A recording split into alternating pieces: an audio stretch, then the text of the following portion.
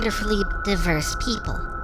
They have a wonderful, tangled web of emotions and psychology. That web is very hard to untangle, but the question really does come down to, does it need to be untangled? Then add in their personal beliefs into the mix, and the human is a lot more interesting, colorful, and amazing than any black and white definition that you can dream. A person perceives things to be going well in their life, and everything starts going well because they're emotional high. They're experiencing a sense of their own personal heaven. So they start seeing the world in that particular light. But then, let's say the world doesn't exactly go their way. Their actions, their words, and all of these things don't go according to plan. Things go awry, things backfire. That same human starts attributing everything that they are experiencing in a very hellish manner. Very dark, very dank, very aggressive, very violent, or just simply apathetic. Suddenly, their world has turned to a living hell based upon how they are feeling. Communally, through word of mouth and the belief of ideas and stories, I want to believe has become a thing. In regards to hauntings, when it comes into regards with possessions, the emotional state of the human has everything to do with this.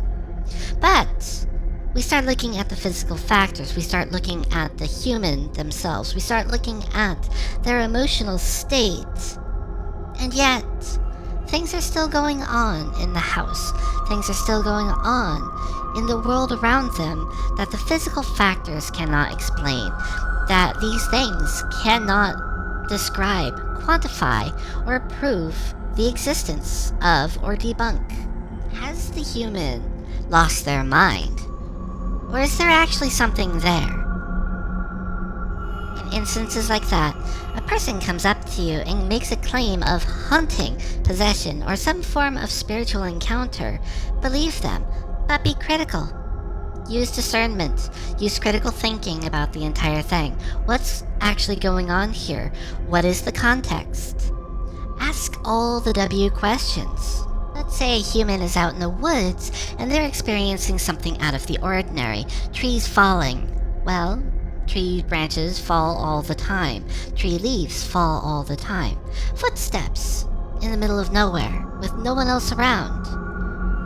Well, if it's not debunked, and it is verified that no one else is around, then it could be an animal.